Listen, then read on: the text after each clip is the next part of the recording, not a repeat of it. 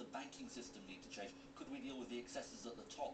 I felt we were pretty technocratic on that and conservative, if you like, and I don't think we really fully responded to the mood of public anger and outrage there was that we couldn't go back to business as usual. I think that's a sign of what happens to you in government. You become more caretakers than idealists, if you like, and I think we have to recapture that sense of idealism. That's what I would want to do if I was leader of the Labour Party. You become a bit posh. I mean, on immigration as well, you weren't, for some reason, hearing what your own people were saying to you. Yes, and again, it's what I say about sort of becoming kind of managers, if you like. Economically, for the country as a whole, the immigration we saw from Eastern Europe has been good. It's been probably good for our economy. But it's a, as I said yesterday, it's a class issue. It's had different impacts on different people. If you're someone who's on low wages and you find there are lots more people competing for your job, that makes life much tougher for you. And we didn't respond to that. We sort of said, look, globalization is good for our country, and we didn't sufficiently recognise those different effects it was having on different people across the country. In the next year or 2 or 3 years, possibly, there's going to be a lot of trouble, clearly, in the public sector as these cuts come. There's going to be a lot of very, very angry people marching and demonstrating and so on in defence of their jobs and their living standards. Do you want the Labour Party to be on their side? We'll judge the decisions the government makes. We said, and we're not going to pretend otherwise, that we said there would have to be difficult decisions. But so you're not going to hypocritically jump across and no, we will be consistent, but we will hold the government to account for the decisions it makes. And I was concerned in the negotiations, the Liberal Democrats were saying, in a rather cavalier way, frankly, let's just have faster deficit reduction. And I said in those negotiations, well, hang on a minute, we've got to look at the implications of this for people across our society, not just the workers, frankly, but the people who rely on schools and hospitals and policing across this country. So we'll be holding them to account on the decisions they make on that. What about the BA strike? Which side are you on that?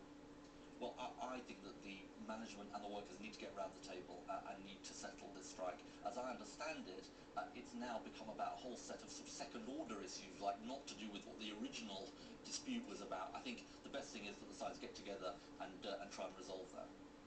Where do you want to take the Labour Party? I want the Labour Party to do 2 things. I want it to regain that sense of mission and idealism, which I think is absolutely essential for the direction we need to take the country in, so we can address the new issues we face, like climate change and aging population.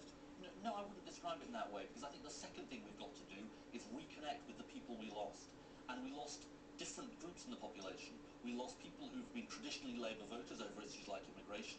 I think we also lost the voters that Tony Blair attracted into our party in 1997, and I would want to win them back, and I would make that a very important part of my leadership. This is the problem, isn't it? Though, is that David Cameron has sort of sicked up his tanks and driven them straight onto the lawn of the so-called progressive alliance that you guys were talking about. There he is, sitting there, very, very much where Tony Blair was sitting all that time ago, and he's trying to push you to the left. Well, as always with Mr. Cameron, let's look behind the image. It's early days. It's great to do a press conference with Nick Clegg and be all lovey-dovey, but the question then is, what do you actually do? Where do you stand on the difficult decisions on whether it's on tax or on spending or all those issues? What kind of society do you want to create? That's how we have to judge them. 2 candidates for this job. Why are you better than your brother? I think it's for other people to judge all of the candidates, and I love David. He's my best friend in life, and it's been one of the hardest decisions I've made in my life as to whether to stand against him. So why did you take it? I tell you why I did. Because I think Britain needs a strong Labour Party, and all the lessons of history and from other political parties are the way you get the strongest political party when you're in opposition is with the widest possible contest of ideas and people.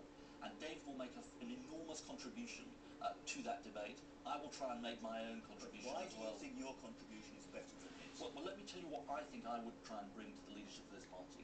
I would try and bring my sense of idealism and values, my sense of empathy and my ability to reach out and understand people's lives, and my ability to unite the party and reach out to the country. Just a little more human than he does. No, I think that's all rubbish. Honestly, Andrew, that is all rubbish. And one thing I'm not going to do in this contest is mischaracterise my brother, because I think he has an enormous contribution to make to our country and to our party. And if you win this, what's the future for him? Could you 2 work together? Absolutely. Could he be your chancellor or whatever it might be? I think measuring the curtains is probably a bit early. Shadow Chancellor. Absolutely, and we've both said publicly and privately to each other when we discussed this that we would work together, and we would work together for the future of the party and the country as well. And is it really true that your mother is going to support John? No, that was what I said yesterday. I think actually in the Labour Party contest you can have more than one vote if you're a member of some of the different societies, so she could end up voting for both of us. And how soon do you think this needs to be settled? I think it's better to get it right than get it quickly. It's a matter for the NEC, but we need a proper debate where we really understand what went wrong, why we lost people, and how we can win it back. So no great hurry. This could go to the autumn, for instance, would it? I think it's a matter for the NEC, but I would rather we had a proper contest, yeah. Right.